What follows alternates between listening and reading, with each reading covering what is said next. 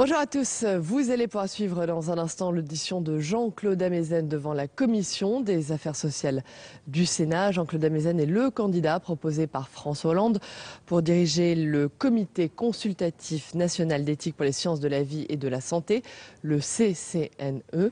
Alors Jean-Claude Amezen est un chercheur, professeur d'immunologie. Il dirige déjà le CCNE depuis 2 ans et la mission de ce comité est d'alimenter les débats sur la bioéthique et les progrès de la science en faisant participer les citoyens à ces débats. Je vous propose donc tout de suite d'écouter Jean-Claude Amezen devant les sénateurs. Donc nous nous réunissons cet après-midi dans cette salle en application de l'article 13 de la Constitution pour nous prononcer sur la nomination de M. Jean-Claude Amezen à la présidence du CCNE, le Comité consultatif national d'éthique pour les sciences de la vie et de la santé, après avoir procédé à son audition publique. Vous connaissez tous, évidemment, le rôle du CCNE qui permet, par ses avis, d'éclairer l'opinion publique et les autorités politiques sur les questions d'ordre éthique soulevées par les progrès de la biologie et de la médecine. Le professeur Jean-Claude Amezen a présidé pendant 10 ans le comité d'éthique de l'INSERM et siège depuis 2005 au CCNE, dont il est président depuis 2012. Il est donc proposé de le reconduire dans ses fonctions. Je vais immédiatement lui céder la parole afin qu'il évoque le bilan d'activité du CCNE durant ces 2 années de présidence et les perspectives qu'il entrevoit pour les années à venir. À la fin de son audition, on le mettra à la porte et puis nous procéderons au vote, en même temps d'ailleurs que s'effectuera le vote à l'Assemblée nationale. Et je vous expliquerai ensuite les conditions dans lesquelles tout ça doit se faire. Mais, Monsieur le professeur, Monsieur le Président, nous vous passons bien volontiers la parole. Merci beaucoup. Bonjour. Quelques mots peut-être sur la démarche éthique, puisque vous savez qu'il y a beaucoup d'approches et de représentations de ce qu'est la démarche éthique. Pour moi, peut-être en raison de mon parcours et de mon histoire, la démarche éthique est très proche de la démarche de recherche. La démarche de recherche en sciences est une démarche à la fois de respect pour l'ensemble du savoir et des connaissances accumulées, et en même temps une démarche de transgression qui fait le pari que remettre en cause les connaissances actuelles est le meilleur moyen, les questionner, le meilleur moyen de parvenir peut-être à des connaissances nouvelles demain. Et donc je trouve qu'il y a entre la recherche scientifique et le savoir une relation qui est assez proche de celle qu'il y a entre la démarche éthique et la déontologie, les lois, les pratiques. Et que donc la démarche éthique est à la fois une démarche de respect pour l'ensemble des solutions qui ont été trouvées pour pouvoir mettre en relation les pratiques et les valeurs, et en même temps une démarche de questionnement qui vise à explorer l'inconnu pour essayer de trouver des réponses éventuellement plus satisfaisantes ou plus souhaitables. La deuxième relation, je dirais, entre la recherche et la démarche éthique tient au fait que la démarche scientifique, en effaçant les frontières entre la matière inanimée et le vivant, entre les cellules et les corps, entre l'animal et l'humain, entre le corps et l'esprit, a quelque chose qui à la fois est merveilleux, mais qui peut donner l'impression d'une démarche de déshumanisation, d'une démarche de réification, surtout lorsque ce qu'elle observe et qu'elle étudie et qu'elle manipule comme objet vu de l'extérieur nous concerne directement, parce que ça concerne le vivant, parce que ça concerne des parties de nous-mêmes ou parce que ça nous concerne. Et c'est ce qu'évoquait Martin Buber dans un très beau livre, Je et tu, il y a 80 ans, disant que la science, lorsqu'elle parle de nous, dit il ou elle ou ceci ou cela, et que nous vivons comme des jeux qui disent tu, qu'on attend des autres qu'ils nous disent tu, et que nous construisons un nous. Et donc l'enjeu éthique, disait-il, était de réussir à mettre ce que nous apprenons de la science sur nous en tant que il, elle, ceci ou cela, au service du je, du tu et du nous. Et il y a, je crois, deux grands principes de la démarche éthique biomédicale moderne qui sont fondés sur cette vision. La première est l'un des piliers depuis 70 ans, depuis le Code Nuremberg en 1947, de la démarche éthique biomédicale moderne, qui est ce qu'on appelait le consentement libre et informé, qu'on appelle aujourd'hui le choix libre et informé, qui implicitement définit une hiérarchie entre la connaissance et l'autonomie et la liberté. C'est-à-dire que la connaissance dans le côté informé du choix libre et informé. La connaissance est mise à la disposition de la personne pour que la personne puisse élaborer librement son choix. Ça n'est pas la personne qui est instrumentalisée de par la connaissance qu'on a acquis sur elle par une démarche scientifique. La deuxième implication, c'est le fait qu'aujourd'hui, un comité comme le Comité consultatif national d'éthique n'est considéré comme légitime dans le monde que s'il est indépendant et que s'il ne comporte pas que des experts en biologie et en médecine. L'expertise est nécessaire, mais elle est considérée comme insuffisante. Et donc un comité qui ne serait constitué que de biologistes et de médecins serait considéré comme illégitime quand les questions qui se posent, c'est celle du meilleur moyen de mettre les connaissances scientifiques en biologie et en médecine au service du respect de la personne. Et donc il y a cette idée de croiser les regards et d'élaborer une réflexion qui dépasse, qui inclut, mais qui dépasse l'expertise. Et ma conviction profonde en ce qui concerne le Comité consultatif national d'éthique est que sa mission essentielle, en tout cas à mes yeux, est de favoriser la réflexion et l'élaboration individuelle et collective d'une forme de choix libre et informé, et non pas de se substituer à la réflexion et au choix de la société. Quelques mots sur le Comité consultatif national d'éthique que vous connaissez. C'est le premier comité de ce type créé au monde. Il a été créé il y a 31 ans. Il y a maintenant des comités consultatifs nationaux d'éthique dans tous les pays européens et dans la plupart des pays du monde. 40 membres, une minorité de biologistes et de médecins, et des philosophes, des juristes, des anthropologues, des sociologues. 40 membres nommés par une quinzaine d'institutions, ce qui assure a priori une diversité de parcours et de points de vue. Une mission, élaborer des avis. Depuis 31 ans, enfin depuis 30 ans, depuis l'avis numéro 1, le comité a élaboré 122 avis. Alors, avis auxquels le législateur nous a dit que nous pouvons adjoindre, si nous le jugeons utile, des recommandations. Je reviens à ce que je disais, il me semble que la mission essentielle, c'est d'aider à la réflexion, et on peut éventuellement, lorsque ça semble indispensable ou nécessaire, y adjoindre des recommandations, mais c'est vrai que dans la société, souvent, l'idée, c'est que le comité recommande, et d'une certaine façon se substitue à la réflexion éthique de la société.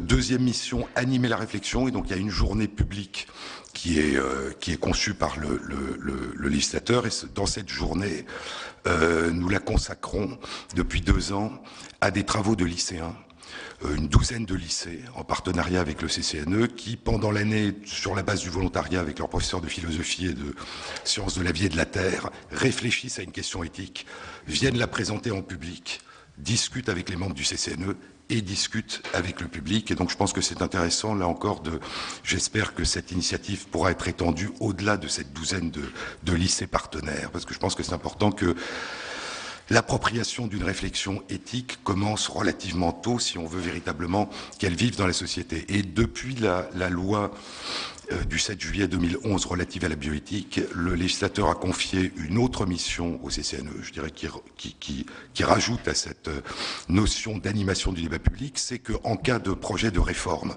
au cas où un projet de loi est envisagé, le comité doit initier l'organisation d'un débat public sous la forme d'états généraux comportant des conférences de citoyens. Durant ces 2 dernières années, nous avons rendu 4 avis et nous avons été particulièrement occupés par les questions qui concernent la fin de vie.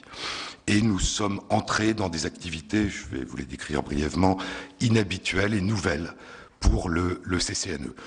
Donc, à partir du moment où, en juillet 2012, le président de la République a nommé la commission SICAR, la commission de réflexion sur la fin de vie, il a annoncé qu'une fois que la commission lui remettrait son rapport, il saisirait le CCNE, ce qu'il a fait au début de l'année 2013. Et donc, nous avons rendu un avis, l'avis 121, sur les questions éthiques liées à la fin de vie. Étant donné qu'il y avait eu annonce du dépôt d'un projet de loi, nous avons, dans cet avis, recommandé, proposé la tenue d'un débat public et l'organisation d'une conférence de citoyens. Nous avons donc organisé une conférence de citoyens dont je pourrais vous parler si vous le souhaitez, qui a rendu son avis en décembre 2013.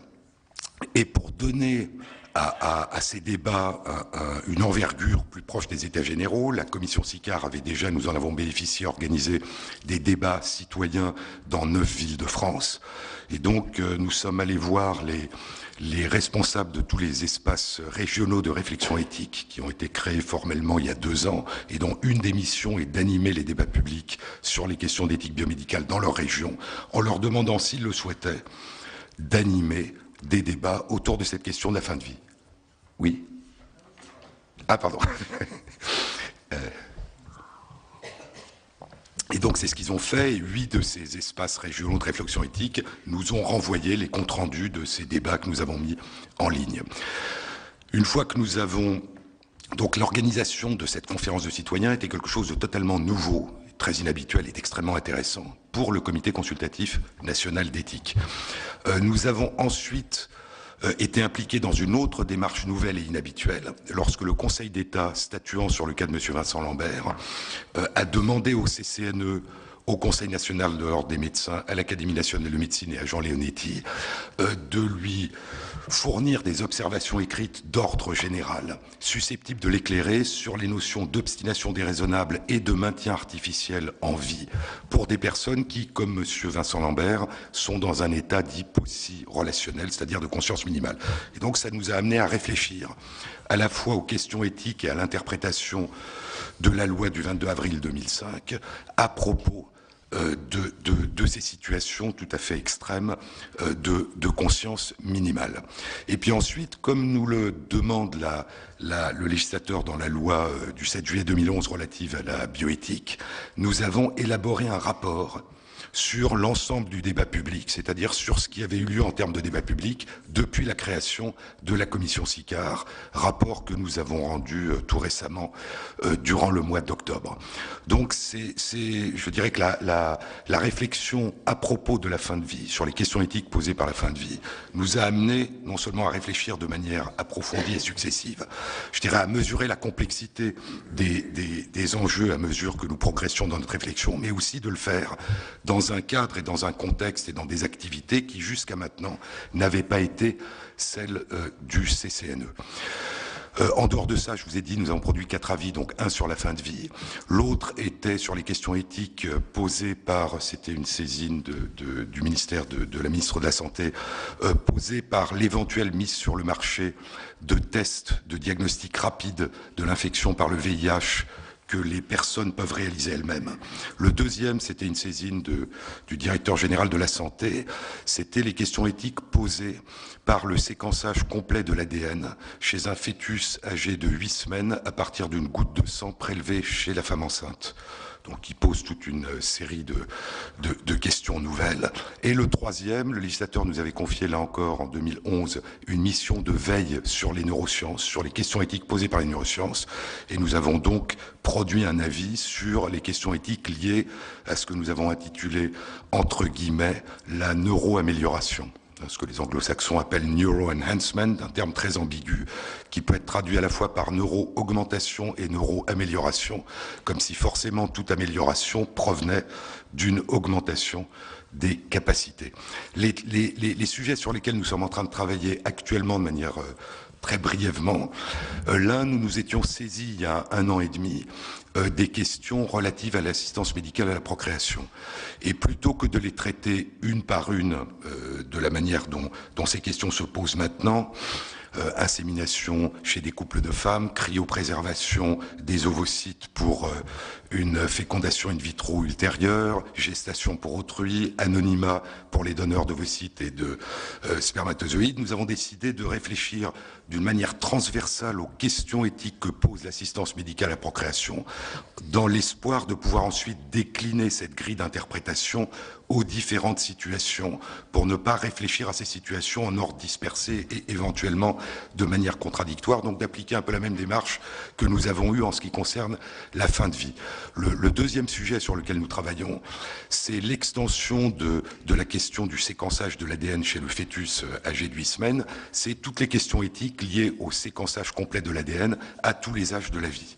Et puis la troisième question, qui est une question inhabituelle un peu inhabituelle pour le CCNE, mais qui progresse, est une question qui concerne, sur une autosaisine, les questions éthiques posées par les atteintes à la biodiversité et les changements climatiques.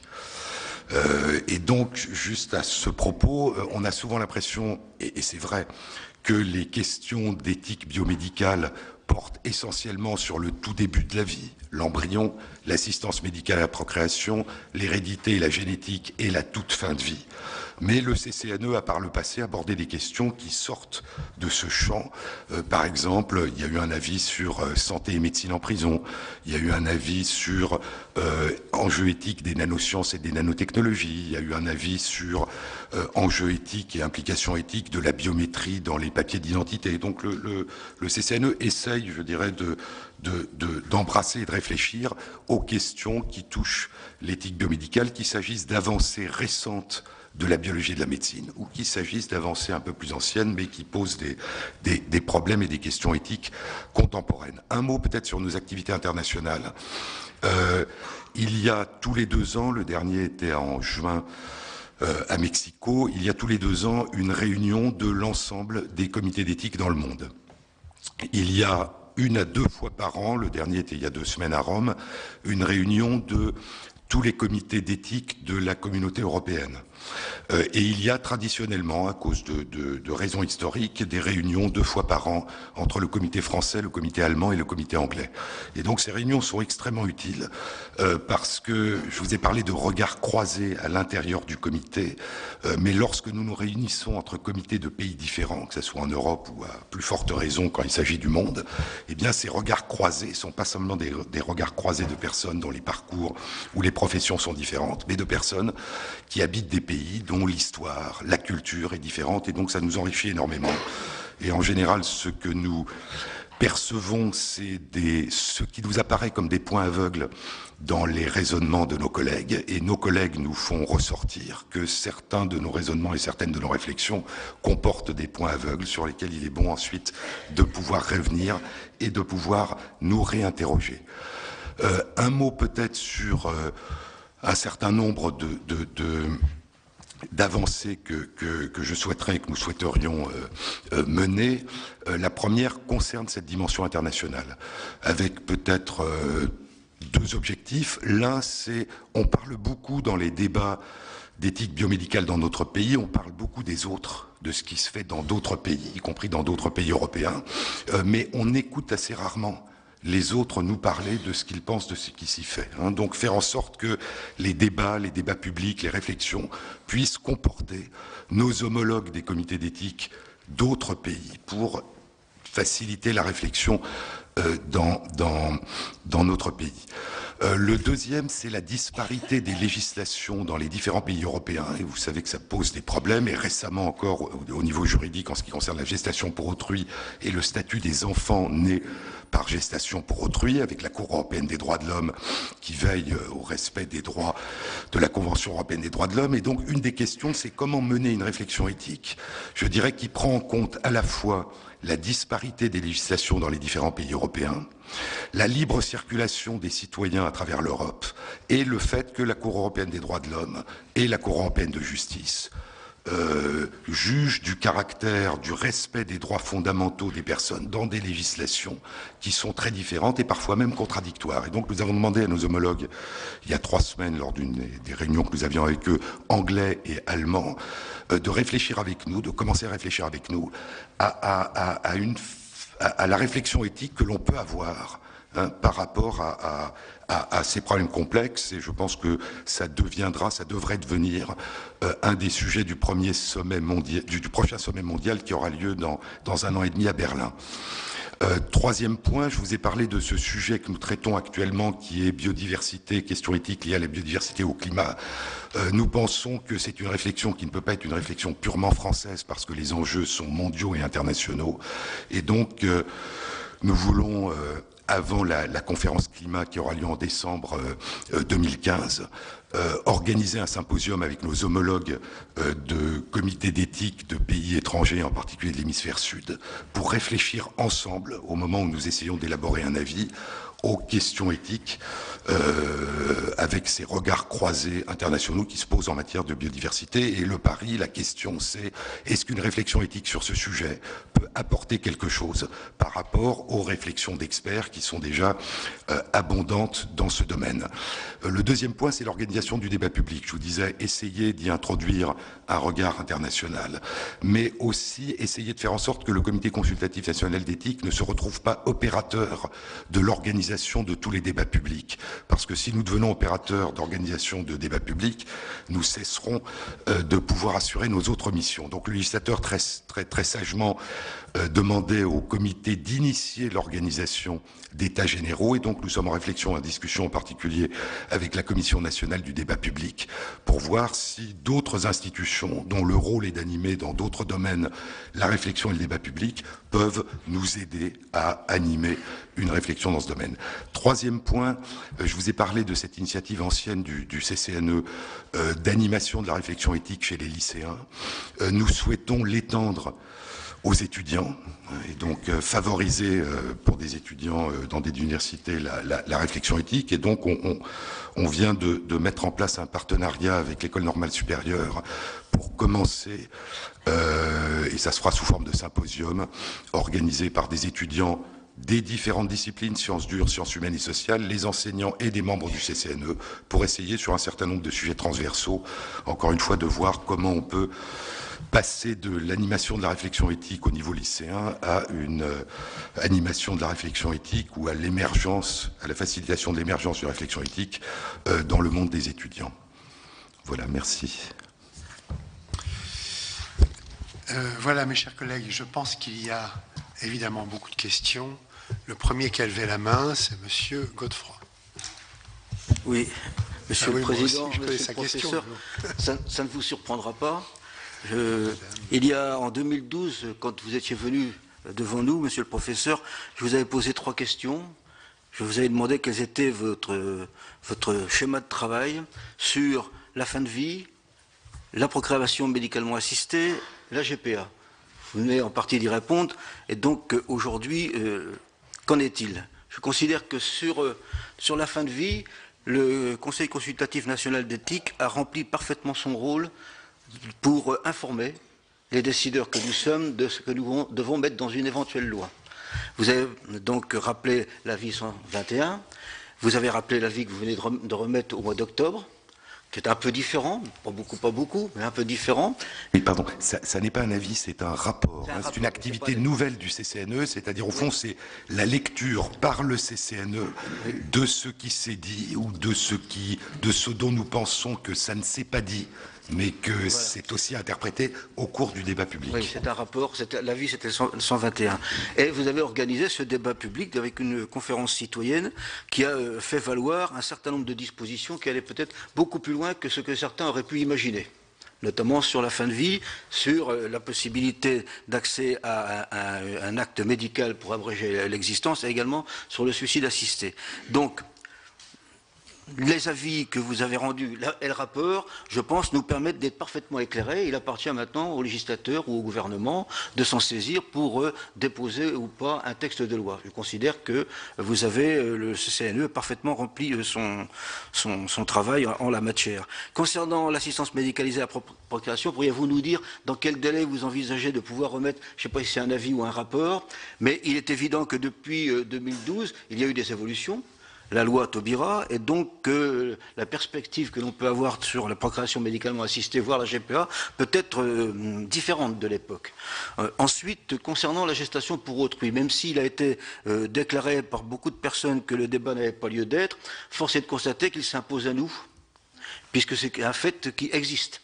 Et je pense que nous avons une proposition de loi déposée par M. Leonetti qui doit passer à l'Assemblée nationale dans peu de temps, qui est une proposition de loi qui est purement répressive et qui n'ouvre pas le débat sur la GPA.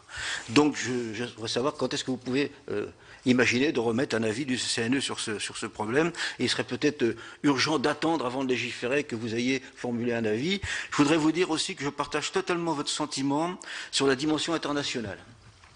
Parce qu'il est vrai pour les problèmes d'éthique, comme beaucoup d'autres problèmes sociétaux, la libre circulation des individus fait que nous devons tenir compte de l'environnement international, que nous ne pouvons pas prétendre légiférer tout seul sans tenir compte des incidences que d'autres pays, la législation d'autres pays peuvent avoir.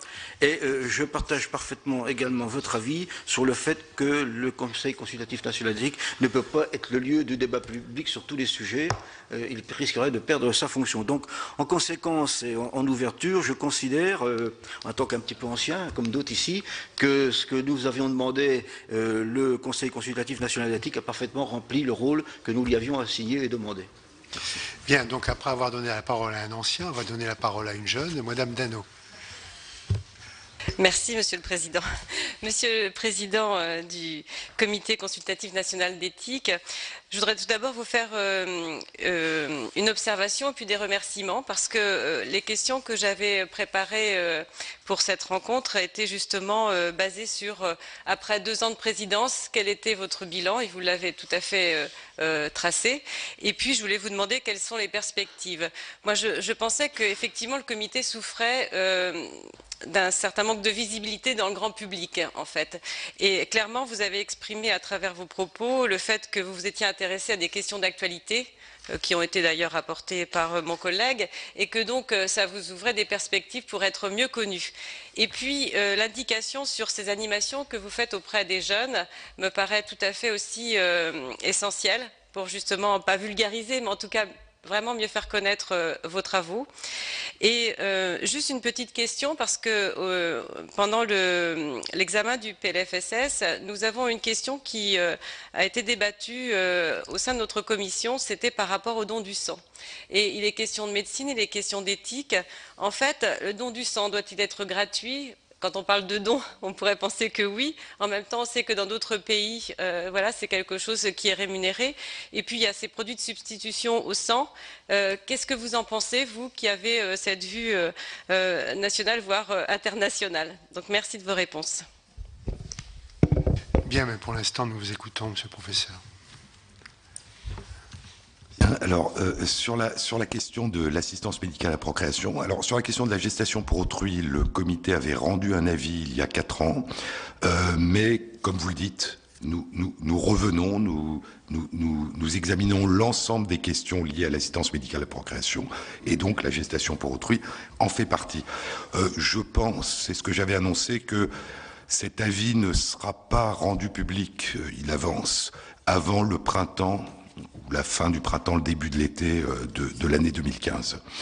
Pour l'instant, étant donné qu'il n'y a pas eu d'annonce de dépôt d'un projet de loi, nous n'avons pas engagé l'organisation d'une conférence de citoyens et des états généraux. Mais je veux dire, donc nous travaillons comme si c'était un avis habituel, et donc je pense que ça sera le printemps 2015.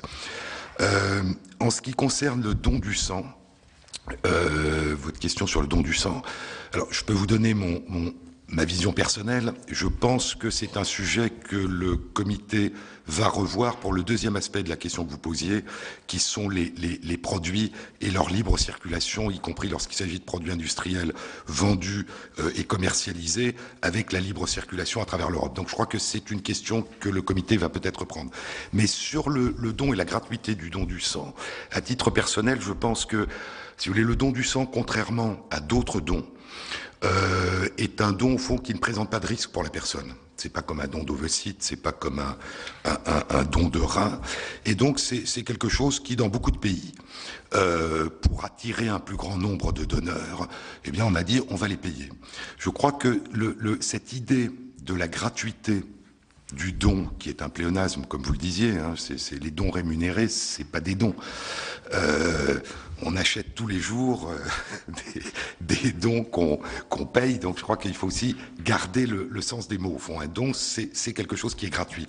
Et je crois que fonder notre système de santé sur la gratuité des produits biologiques qui sont mis à disposition de ceux qui souffrent a un aspect éthique important, qui est que si on paye pour du sang, mais c'est vrai pour tous les produits biologiques, eh bien la probabilité est grande que ce sont ceux qui sont les plus démunis, qui sont les plus pauvres, qui vont donner. Et je crois que baser un système de solidarité en matière de santé sur la contribution de ceux qui, d'une certaine façon, paradoxalement, en ont le plus besoin et y ont le moins accès, pour que d'autres puissent avoir accès, est quelque chose qui pose un problème éthique. Et donc pour moi, c'est pas tant, si vous voulez, le risque du don du sang. Il n'y a pas de risque, hein, quand on le fait raisonnablement, qu'on le paye, qu'on ne le paye pas. Un prélèvement de sang, ça ne change rien. Mais je crois que ça fonde une approche de la santé publique qui, je crois, est particulière et qui, je crois, mérite considération et réflexion par rapport à d'autres pays. Et on voit que ce qui est vrai pour le don du sang dans beaucoup d'autres pays du monde est vrai aussi pour le prélèvement d'ovocytes, hein, puisque certains de nos voisins européens, après les mots changent, rémunèrent, indemnisent, lorsqu'il y a non pas don, mais lorsqu'il y a possibilité de mettre à disposition des ovocytes. Et je crois que c'est ça vraiment le problème. Il y a une contradiction. Il est évident qu'une incitation financière augmente le nombre de contributeurs, mais crée une profonde asymétrie entre ceux qui contribuent et ceux qui reçoivent dans la société. D'autres questions? Madame David. Oui, merci, Monsieur le Président. Remercier le professeur Amezen et remercier également nos deux collègues, parce que c'est vrai que les questions étaient intéressantes, notamment sur le don du sang. C'est vrai que nous avons eu un fort débat à la commission, donc c'est bien que nous puissions en reparler aujourd'hui. J'aurais peut-être deux précisions à vous demander. Vous nous avez parlé, Monsieur le Président, de possibilités d'autosaisine du comité d'éthique. Donc par exemple, vous nous avez dit sans doute on va se saisir du don, enfin en tout cas de la deuxième partie de la question de notre collègue sur les produits de substitution. Comment est-ce que vous pouvez, quelle est la procédure, si je peux employer ce terme, d'autosaisine? Enfin je l'imagine un peu, mais est-ce que vous pouvez nous la préciser? Et comment faites-vous pour choisir les sujets justement pour lesquels le comité consultatif national d'éthique peut s'autosaisir? Vous avez sans doute, enfin, vous avez aussi des demandes qui vous sont transmises, mais comment faites-vous pour vous autosaisir et sur quel sujet? Puisque vous nous avez également parlé dans votre introduction de votre démarche et du lien que vous voyez entre ce comité d'éthique et la recherche, puisque vous nous avez parlé d'une démarche de questionnement. Donc est-ce que là aussi vous pouvez nous dire un petit peu comment les membres du comité se questionnent pour pouvoir aboutir à cette autosaisine ou à d'autres sujets? Et je reviendrai juste sur ce dont a parlé notre collègue Jean-Pierre Godefroy, sur ce que vous avez organisé, les états généraux et la consultation que vous avez menée avec l'avis rendu, l'avis 121. Vous vous en souvenez, on s'était rencontrés à cette occasion, au moment un peu avant de mettre en route ces débats. Et j'avais été un peu, comment dire, je ne trouve pas un mot qui ne soit pas... j'avais été un peu interpellée, on va dire, sur le choix des personnalités que vous aviez choisies pour animer ces débats. Voilà, donc comment faites-vous aussi pour le choix des personnalités, puisque dans cette consultation des citoyens, c'est donc des femmes et des hommes qui sont un petit peu choisis et qui participent à ces ateliers et qui sont en contact avec des spécialistes. Comment faites-vous pour avoir des spécialistes, je dirais, non pas neutres, parce qu'un spécialiste n'est pas forcément neutre, mais en tout cas qui a un regard complet sur l'ensemble du dossier? Merci. Madame Procaccia. Merci, Monsieur le Président. Monsieur Amezen, ce matin, aux informations, on entendait qu'il y avait une nouvelle possibilité pour les dons d'organes. Et en l'occurrence, quand une équipe médicale décide qu'elle va cesser de prodiguer des soins parce qu'il n'y a plus du tout d'espoir. J'aimerais simplement savoir si, pour ce type d'extension de dons d'organes, le comité a été associé et comment vous avez travaillé dans ces cas-là pour aboutir à ce qui est mis en place. Madame Génisson. Oui, merci Monsieur le Professeur. Je partirai des exemples que nos collègues ont évoqués, le don d'organes, la différence de législation entre la législation française et les différents pays européens, le sujet de la fin de vie, et savoir comment vous intégrez dans vos travaux la disparité des législations dans les différents pays et votre propre réflexion, parce qu'on peut se dire, ah oui, bah c'est bien, bon, par exemple, je pense au sujet de la fin de vie, bon, qui fait à peu près, enfin je ne vais pas dire complètement, mais peut-être à peu près consensus entre nous, on peut se dire, bon, d'autres pays sont plus évolués.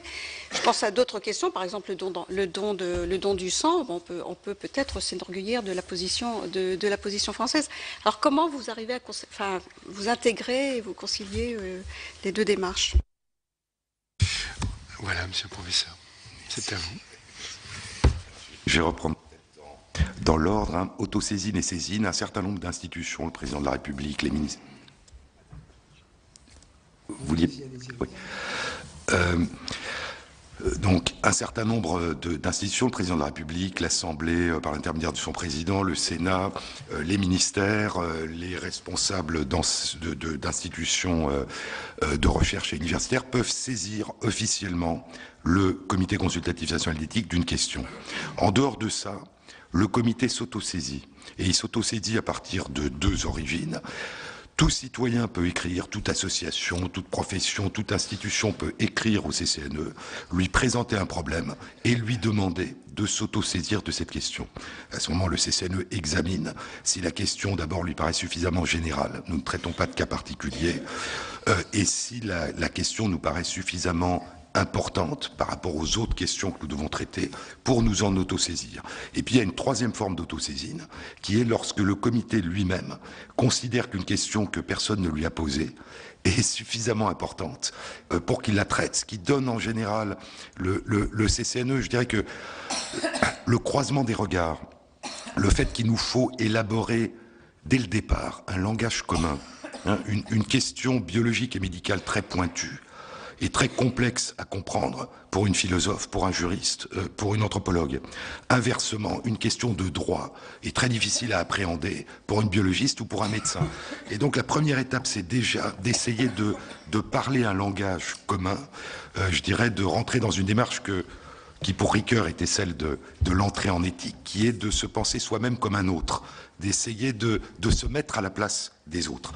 Et une fois qu'on a élaboré ce langage commun, on essaye d'avancer dans une réflexion qui, quand elle réussit, permet de faire émerger une réflexion qui est différente de celle que chacun au départ avait. Donc nous ne confrontons pas des points de vue déjà préétablis, nous essayons de faire émerger quelque chose qui dépasse les points de vue initiaux. Ce qui, à mon sens d'ailleurs, et c'est pour ça que quand je parle d'animation du débat public, est quelque chose qui manque beaucoup dans notre pays, hein, où souvent le débat c'est la confrontation d'opinions préétablies et puis il faut choisir. Et c'est pas cette habitude qui existe dans certains pays de se mettre à plusieurs dans la diversité pour essayer de voir si on peut pas faire émerger, faire naître une réflexion ou une solution nouvelle. Donc alors le temps est important pour le CCNE, ce qui revient à la première question. Nous travaillons bien quand nous travaillons lentement, parce qu'il y a cette acclimatation, cette humilité, cette écoute, cette construction commune qui prend du temps, hein, qui est un processus au fond de transformation. Lorsque nous sommes saisis avec un calendrier souhaité, nous sommes un peu plus contraints. Alors même si nous dépassons assez souvent le calendrier souhaité, nous essayons de rester dans ce calendrier. Lorsque nous nous autosaisissons, c'est vrai qu'il y a un très grand confort. Et donc nous pouvons avancer à la vitesse que nous croyons être celle du service que nous pouvons rendre voilà, à la société. Donc je pense que le temps, et c'est vrai que c'est ce qui manque beaucoup dans la vie actuelle, hein, le temps de la réflexion, c'est sans doute quelque chose de très important. Et soit dit en passant, je pense que les 2 ans et demi de temps consacré au débat et à la réflexion sur la fin de vie sous des formes très diverses a sans doute eu un effet sur la société qui a permis de mieux prendre en compte les enjeux, la complexité, ce questionnement qu'au tout début. Donc, qui choisit, qui décide en premier lieu? Il y a 12 membres du comité qui sont élus par les 40 membres et qui constituent ce qu'on appelle la section technique. Il y a un président qui est élu aussi par la section technique. Et cette section technique, un peu comme un bureau, reçoit les demandes et les traite en premier lieu, s'interroge lorsque des membres souhaitent que le comité s'autosaisisse, s'interroge. Et puis une fois que cette section technique a réfléchi, elle revient devant le comité plénier pour voir ce que pense l'ensemble des membres. Et donc c'est comme ça que collectivement, nous décidons à la fois des questions dont nous nous saisissons et de la priorité que nous leur accordons. Alors nous pouvons répondre lorsque nous pensons qu'il n'y a pas lieu d'élaborer un avis. Nous pouvons répondre à ceux qui nous saisissent sous forme d'une lettre, où nous expliquons notre point de vue, mais sans en faire un avis. Alors, la conférence de citoyens. Conférence de citoyens, c'est intéressant. Pour nous, ça a été tout à fait intéressant parce que tout à fait nouveau. On a d'abord fait un appel d'offres publiques avec un budget limité en demandant des opérateurs. On a eu un certain nombre d'opérateurs. On avait posé une condition qui a surpris beaucoup d'opérateurs. L'un d'entre eux nous avait dit que ça serait impossible, ce qui m'avait beaucoup surpris. Une des conditions était que les citoyens ne soient pas rémunérés et indemnisés, mais que simplement leurs frais soient remboursés. Il semble que de plus en plus de conférences de citoyens rémunèrent les citoyens, ce qui, à notre sens, n'a pas vraiment beaucoup de sens, puisque ce sont des personnes qui décident bénévolement de participer à la réflexion publique au bénéfice de la société. Donc c'était une des conditions. Donc l'opérateur que nous avons retenu était l'IFOP. L'IFOP qui avait d'ailleurs organisé les 3 conférences de citoyens qui avaient eu lieu, organisées par Jean Leonetti, avant la révision de la loi relative à la bioéthique de 2011.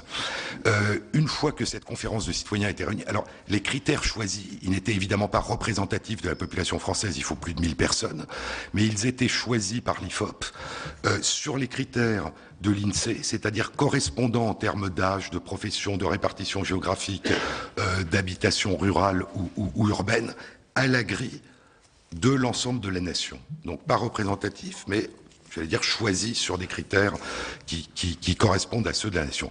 C'est très intéressant parce que ces 18 personnes se rencontrent pour la première fois, elles ne se connaissent pas. Nous avons beaucoup réfléchi pour savoir si nous voulions assister à leurs réunions, parce que c'est très intéressant de les voir réfléchir et c'est très intéressant de les écouter, discuter, dialoguer avec les personnes qu'elles auditionnent. Et nous avons décidé que de la même façon que le législateur a prévu que les réunions du comité consultatif ne sont pas publiques, mais que c'est le fruit de ces réflexions qui est rendu public, il n'y avait pas de raison de demander à cette conférence de citoyens de fonctionner d'une manière qui ne nous paraissait pas la plus souhaitable pour nous. Et donc, nous avons décidé de les laisser seuls. Avec un animateur simplement pour pas de président, un animateur pour essayer de dénouer les moments où il risque de ne rien se passer. Et nous leur avons proposé 10 intervenants, c'est 4 week-ends, 10 intervenants.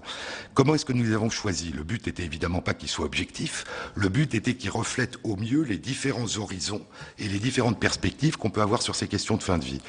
Une chose qui a facilité notre choix, c'est que l'avis 121, comme un tiers des avis du CCNE, vous savez que les avis du CCNE ne sont pas pris à l'unanimité, ce qui a pour effet au cours de la réflexion de ne pas condamner les membres à être tous d'accord d'emblée.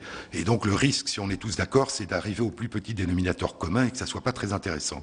Donc chacun participe à la réflexion, mais on sait que si, in fine, un ou des membres pensent qu'il y a une autre façon de réfléchir ou une autre façon de poser les questions, eh bien une opinion minoritaire est écrite, qui est adjointe à l'avis. J'ai compté à cette époque, il y a à peu près un tiers des avis du CCNE depuis sa création qui comportent une opinion minoritaire, qui peut être signée par une personne, qui peut être anonyme et qui peut compter jusqu'à 15 membres du comité sur 40. Mais nous ne comptons pas. Donc nous avons un avis majoritaire. Nous ne votons pas, sauf dans le passé, avant que je ne prenne la présidence, dans le passé, à certains moments qui étaient particulièrement difficiles.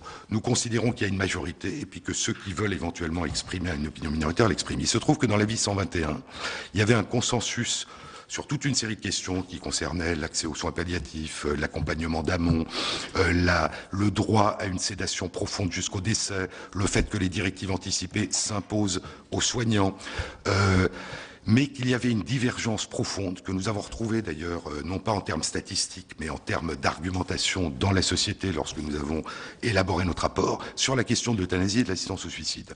Donc l'avis majoritaire expliquait pour quelles raisons il considérait qu'il n'était pas souhaitable d'autoriser l'assistance au suicide et l'euthanasie. Je dis très simplement, c'est le souci des personnes les plus vulnérables. Et l'opinion minoritaire expliquait pourquoi une autre façon d'aborder la question permettait d'envisager l'autorisation.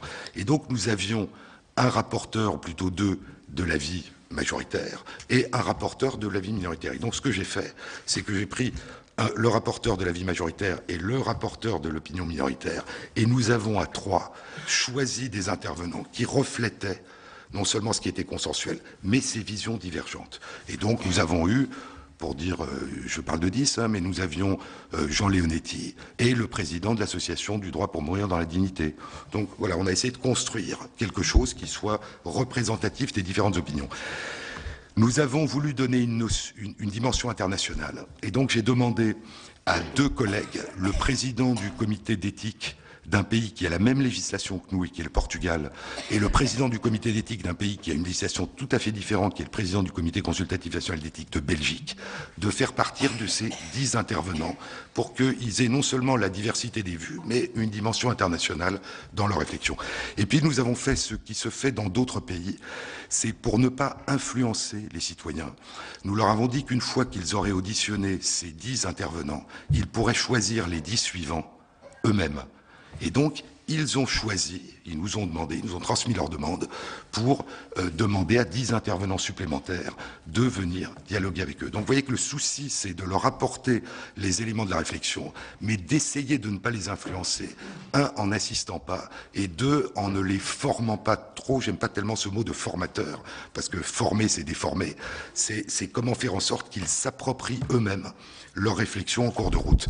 Et puis, lorsqu'ils ont donné leur avis, ce qui est aussi assez rare, je crois, d'après ce que j'ai appris, nous avons décidé, parce que souvent les conférences de citoyens rendent leur avis, et ce qui s'est passé d'ailleurs lors de la révision de la loi de bioéthique de 2011, ce ne sont pas les citoyens qui ont fait la conférence de presse, ce sont les organisateurs des États généraux qui ont dit ce que les citoyens pensaient. Donc ce que nous avons fait, c'est que nous avons organisé une conférence de presse dans laquelle les citoyens rendaient compte de leur avis et les citoyens dialoguaient avec les journalistes. Donc c'est vraiment un processus d'appropriation et je crois que ce qui nous a beaucoup intéressé, c'est, je dirais, c'est pas tellement l'opinion et l'avis qu'ils ont émis, encore que l'originalité, la façon dont ils l'ont abordé nous a appris des choses. C'est je dirais, le sérieux avec lequel 18 personnes extrêmement diverses, ne se connaissant pas, s'approprient la réflexion si on leur donne les moyens, au fond, d'avoir véritablement une influence et une action. Et il y a une espèce d'intelligence collective qui naît. Et ces citoyens, je trouve ça très émouvant, nous ont dit, lorsqu'on les a rejoints, une fois qu'ils avaient élaboré leur avis, avant la conférence de presse du lendemain, nous ont dit que ça les avait profondément marqués, qu'ils allaient continuer à se revoir. Et ils se sont revus. Ils ont même, j'ai appris qu'ils ont écrit des articles ensemble. Parce que c'est une expérience dont ils nous ont dit, pour certains, que ça avait transformé leur vie. Donc je crois que c'est intéressant et que c'est pas que les conférences de citoyens soient un moyen privilégié de débat public, mais je crois que ce que ça nous dit, c'est que tous les moyens de débat public qui permettent à des personnes de se réunir dans la diversité et de croiser leurs regards sont essentiels, indépendamment de tout ce qui peut exister, je dirais, en réunion de personnes de même profession, de même région, etc. Je crois que c'est ça que ça nous apprend, c'est riche et c'est intéressant. Donc voilà pour la conférence de citoyens. Alors, j'étais tellement sûr, si vous pouviez me rappeler juste... Comment concilier la conduite de vos travaux avec la connaissance, pas seulement la législation internationale, mais en fait la réflexion internationale. D'accord. Et Madame professeure, voilà, j'étais tellement sûr d'avoir compris que j'ai noté quelque chose qui est ininterprétable, voilà, qui est évident. Voilà, décision d'aujourd'hui. Alors je crois, bon, le comité, là encore, le comité n'a pas travaillé sur cette question et l'autorisation qui a été donnée, d'après ce que j'ai appris par l'Agence de la biomédecine aujourd'hui, je dirais, est indépendante pour l'instant d'un travail du comité. Le comité a rendu un certain nombre d'avis sur la question des greffes d'organes depuis 31 ans, et le dernier avis, je crois, remonte à 3 ans, mais il n'y a pas eu de travail spécifique sur cette question. Je pense qu'elle mérite, là aussi, mais vous voyez, là encore, après, il y a une question de priorité, de temps et de possibilité. C'est une question qui mérite d'être posée. Pourquoi ? Parce que, à mon sens, les questions qui se posent, il y en a deux. L'une, c'est le croisement entre la loi sur la fin de vie et la question du don d'organes, c'est-à-dire ne pas arriver à un paradoxe où, au fond, la seule raison pour laquelle on maintiendra en vie une personne que les traitements ne peuvent pas sauver, ce que la loi du 22 avril appelle de l'obstination déraisonnable, serait faite. Parce que la justification de l'obstination déraisonnable, ça serait d'aider autrui. Et donc, comment est-ce qu'on peut penser, alors peut-être que dans le cadre d'un consentement, peut-être dans le cadre de directives anticipées, mais est-ce qu'on peut, en dehors de directives anticipées et en dehors d'une expression d'un souhait, croiser de manière arbitraire ces deux approches contradictoires? Donc ça me paraît une question importante. L'autre concerne une question à titre personnel qui me préoccupe depuis un certain temps, et qui est le fait que nous accordons en matière de... Alors déjà, on parle de don d'organes. Une personne qui n'est pas consciente, voire qui est morte cérébralement, à ma connaissance, ne donne rien. Pour donner, il faut pouvoir le dire. Et donc, lorsqu'on parle de don d'organes chez des personnes en état de mort cérébrale, c'est assez étrange. C'est comme si la personne se réveillait et disait « je donne ». C'est un prélèvement. Sauf si on l'a fait auparavant. Alors, non, pas sauf, et c'est là que c'est intéressant, c'est qu'en France, vous avez le droit de dire non. Il y a un registre du non. Et à ce moment, on ne demande à personne. Mais vous n'avez pas le droit de dire oui. Et donc, même si vous avez une carte de donneur, ce que beaucoup de gens ont, elle n'a pas de valeur légale. Et qu'est-ce qu'on va faire? On va demander à la famille si la famille pense que vous ne vous opposiez pas. Et donc, je crois que le fait qu'il n'y ait pas de registre du oui complique encore cette question que vous venez de poser. Parce qu'on peut avoir dit oui avant. Et pour moi, ça existe dans certains pays. Il y a toujours une peur des donneurs d'organes, que si on demande aux gens de dire oui, ils diront pas oui. Bon. On peut dire oui, on peut dire non. Et on peut ne rien dire. Et si on ne dit rien, il revient à ce moment à la famille, ce qui est un moment très douloureux, qui explique sans doute le nombre de refus croissants actuellement lorsqu'on demande aux familles. C'est pas des refus, mais elles disent « je ne pense pas que la personne voulait ». Parce que c'est un peu bizarre lorsque vous ne dites pas « la personne peut dire oui avant ». Mais on va demander à la famille si par hasard. Et la famille dit, si on ne l'a pas demandé à la personne, pourquoi est-ce qu'on nous demande à nous? Donc je crois qu'on peut dire oui, on peut dire non. Et si on n'a rien dit, à ce moment, on laisse à la famille le soin de dire ce qu'elle pense que la personne voulait. Donc je pense que ces sujets se croisent. Je pense que ça pose un certain nombre de questions. Je ne peux vous communiquer que mon questionnement personnel, mais je pense que ça mérite une réflexion, sous une forme ou une autre, du Comité consultatif national d'éthique. Alors la disparité des législations, c'est un peu ce que j'évoquais. Ce que nous faisons pour l'instant, ce que je souhaite, c'est que nous réfléchissions ensemble entre comités de pays différents, qui ne sont pas d'ailleurs forcément en phase avec la loi. C'est pas parce qu'un comité est dans un pays dont la législation est telle que le comité ne questionne pas cette législation. Mais il a l'expérience de cette pratique que nous voyons du dehors et que les membres du comité voient de l'intérieur. Et donc j'aimerais bien que nous réfléchissions ensemble, y compris, je dirais, dans une vision altruiste.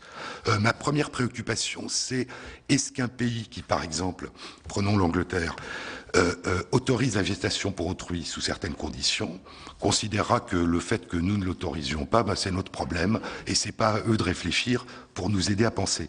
Donc ma première question, c'est est-ce que nous pouvons réfléchir ensemble d'une manière altruiste, c'est-à-dire au fond nous préoccuper du questionnement des autres, même si le problème ne se pose pas dans notre pays, que ce soit dans un sens ou dans l'autre. Est-ce que nous pouvons aider ceux qui prélèvent le sang en rémunérant à réfléchir, en nous mettant à leur place et en les aidant. Donc ça, c'est ce que je souhaite. Pour l'instant, c'est pas comme ça que ça se passe. Pour l'instant, ce qui se passe, c'est que nous bénéficions de la réflexion de nos collègues pour approfondir la nôtre. Et ce qui est intéressant, c'est pas tellement que dans un pays on dit oui et dans un autre pays on dit non. C'est de quel point on part pour arriver à cette conclusion. Et ce qui enrichit énormément la réflexion, c'est de voir qu'il y a plusieurs façons de poser le problème, indépendamment de la conclusion qu'on en tire. Et donc ces différentes façons de poser le problème, même si elles ne changent rien à nos conclusions ou à nos réflexions, je dirais nous enrichissent. C'est-à-dire qu'au fond, nous réfléchissons dans une meilleure connaissance des causes que si nous étions seuls à nous poser la question. Et j'ai trouvé que dans beaucoup de domaines, qu'il s'agisse de la fin de vie, du début de vie, de beaucoup d'autres questions, les conclusions qui peuvent nous paraître étranges ne sont pas des coups de dé. Elle procède d'une réflexion, d'une façon de poser les questions, de présupposer qu'on peut d'ailleurs ensuite discuter, qui sont différents des nôtres. Et donc c'est ça qui nous enrichit, je dirais, depuis longtemps. Mais ce que je souhaiterais maintenant, c'est que nous réfléchissions ensemble à nos problèmes respectifs. Il me reste 2 questionneurs, mais je voudrais juste vous dire avant, monsieur le professeur, que dans le cadre du don d'organes, cœur arrêté ou en état de mort cérébrale, le Sénat, à l'époque, dans le cadre de la dernière loi de bioéthique, avait voté un article autorisant ce prélèvement, même sans le oui, et que cet article a été supprimé par l'Assemblée nationale ensuite. Je passe la parole à madame Guidicelli. Merci, Monsieur le Président. Merci, Monsieur Mécène. Vous avez présidé le comité éthique et scientifique de la Fondation internationale de la recherche appliquée sur le handicap. En même temps, je pense sur les enfants handicapés. Et je voulais savoir à peu près si vous pouviez nous en dire davantage, où nous en étions, sachant quand même que tous les ans, il y a entre 800 et 900 enfants qui naissent en France autistes. On décèle l'autisme peu de temps après. Et surtout, on nous dit qu'il y a en gros 70 à 80% de garçons parmi ces autistes. Merci. Monsieur Amiel. Pardon. Oui, ma question portait sur la fin de vie et sur les limites entre légalisation et dépénalisation de l'euthanasie. Je prononce carrément le mot. Alors, 2 choses. Vous avez parlé des conférences de citoyens. Qui répondent en partie à la question que je voulais poser sur la participation de non-experts en la matière. Parce qu'au fond, c'est quelque chose qui concerne ô combien tout le monde et dont les décisions sont prises par des experts qui relèvent du médical, du juridique ou du philosophique. Mais la question de dépénaliser ou de légiférer peut-être se poser sur les questions de fin de vie. Parce que quelque chose que l'on aborde rarement, c'est que les avis qui sont donnés, excusez-moi, je mets un peu les pieds dans le plat, mais sont donnés par des gens bien portants. Moi, évidemment, je vous fais part de 35 ans d'exercice de la médecine. La demande d'euthanasie active est rarissime. Moi, ça m'est arrivé 3 fois en 35 ans. Et j'ai accompagné de très très nombreux patients en fin de vie. Et je m'aperçois que l'état d'esprit que l'on peut avoir quand on est, disons-le, au bord du gouffre, n'est pas forcément du tout le même que celui que l'on avait, la même personne, 20 ans avant, en pleine forme. Et ça, j'ai rarement vu cet aspect abordé dans les différentes personnes, associations, groupes qui abordent cette question-là, et ça me paraît pourtant tout à fait crucial. Lorsqu'on est au bord de la fin de vie, on n'a pas forcément envie de demander ce qu'on demandait 20 ans avant. Je me rappelle d'un débat qui est complètement dépassé, c'était devait-on dire la vérité aux patients? Vous vous rappelez, c'était avec Léon Schwarzenberg, ça remonte à un paquet d'années, maintenant c'est complètement dépassé ce débat-là. Mais on sait que... à l'époque, c'était le directeur du Monde qui pourtant participait du même ouvrage, s'était fâché lorsqu'on lui avait dit, lorsque le cancérologue lui avait dit la vérité. Là, c'est un petit peu la même chose. Et donc, ça rejoint la deuxième question que je voulais poser. Y a-t-il lieu de légiférer absolument plutôt que de dépénaliser? Et finalement, c'est la fin de la question et c'est pas du tout la même chose. Alors, je ne crois pas que ce soit la fin de la question. Je vais vous donner un exemple. La Suisse a dépénalisé l'assistance au suicide. L'euthanasie reste interdite. Donc, je veux dire, la dépénalisation peut être aussi sélective que l'autorisation. Je crois qu'elle dit autre chose. Ce n'est pas la même chose d'un point de vue symbolique de dépénaliser ou d'autoriser, mais ce n'est pas parce que ce n'est pas la même chose d'un point de vue symbolique que ça n'est pas aussi sélectif. Donc, je crois que c'est une autre question complémentaire. Et on voit que certains pays ont autorisé l'assistance au suicide ou l'euthanasie, d'autres l'ont dépénalisé, mais que c'est très sélectif. Et c'est étrangement sélectif si on se place dans un contexte international, puisque la Suisse a dépénalisé l'assistance au suicide, mais interdit pénalement l'euthanasie. La Belgique autorise l'euthanasie, mais interdit l'assistance au suicide. Donc c'est l'image en miroir de la Suisse. Pourquoi? La Hollande autorise l'euthanasie et l'assistance au suicide. C'est d'ailleurs le seul pays qui autorise les deux avec le Luxembourg. L'État d'Oregon, l'État de Washington, l'État du Vermont et l'État de Montana aux États-Unis ont autorisé l'assistance au suicide et interdisent l'euthanasie. Donc on voit que même l'avancée dans ces questions-là, pour des raisons qui sont des raisons d'approche, de réflexion, de culture, d'histoire, n'est pas du tout évidente. Et on n'est pas du tout dans du tout ou rien. On est dans des raisonnements qui prennent en compte la question d'autonomie, la question de la solidarité, la question du rôle de la médecine. Dans un pays comme la Hollande, l'assistance au suicide et l'euthanasie sont l'affaire du médecin. En Suisse, ou dans les États américains, c'est l'affaire d'associations et pas des médecins. Donc vous voyez qu'il y a des tas de questions que ça pose. Ce que vous disiez, qui est très important, nous le mentionnons un peu avant la conclusion de notre rapport, nous disons que les divergences, nous trouvons, et nous disons dans notre rapport, qu'il y a toute une série d'approches convergentes dans le débat, en particulier un constat accablant. Je vous rappelle que ce que nous retenons du débat, c'est que 80% de nos concitoyens n'ont pas accès au soulagement de leur douleur, de leur souffrance et à un accompagnement humain en fin de vie. Bien que la loi du 9 juin 1999 donne ce droit à tous depuis 15 ans. Donc il y a quelque chose que nous considérons dont nous avons dit que c'est un scandale. Il y a toute une série de réflexions qui sont tout à fait convergentes, et si je devais le résumer, et je pense que c'est intéressant, nous pensons et nous avons écrit que la loi santé et la loi adaptation du pays au vieillissement est sans doute un des moyens de réussir à pallier à ce défaut flagrant. Pourquoi? Parce que nous pensons que si on n'arrive pas à accompagner les personnes en toute fin de vie, c'est parce qu'on n'arrive pas à les accompagner avant. Et que donc, si on n'arrive pas à les accompagner avant, il n'est pas étonnant que dans les 3 dernières semaines, on ne trouve pas un moyen miracle pour le faire. Et donc nous pensons que c'est une question d'accompagnement des personnes âgées, malades, handicapées, longtemps avant leur fin, qui permettrait d'inscrire le soin, le soulagement de la douleur, le soulagement de la souffrance, dans une pratique devenue, je dirais, habituelle, y compris dans les phases extrêmes de la fin de vie. 2 demandes convergentes. Le droit à pouvoir dormir jusqu'au décès si on le demande, que ça ne soit pas le médecin qui décide. C'est qu'il y a un paradoxe dans la loi du 22 avril 2005. Si la personne est inconsciente, le médecin est obligé de faire une sédation profonde jusqu'au décès, parce qu'on ne sait pas si la personne pourrait souffrir. Si la personne est consciente, c'est le médecin qui décide. Et donc l'idée, c'est que si la personne le demande, eh bien que ça devienne un droit. C'est ce que nous avons perçu. La deuxième, c'est les directives anticipées. Que les directives anticipées s'imposent, sauf si le médecin a de bonnes raisons de penser qu'elles ne correspondent pas à l'état de la personne, et donc il ne faudrait pas l'appliquer. En ce qui concerne, encore une fois, l'euthanasie et l'assistance au suicide, divergence au sein du comité consultatif et divergence dans la société, y compris sur la terminologie, ce qui nous a beaucoup frappé. Pour la conférence de citoyens, contrairement à la commission SICAR, contrairement au CCNE, l'euthanasie, c'est de l'assistance au suicide. Ce que dit la conférence des citoyens, c'est ce qui compte, c'est l'autonomie de la personne.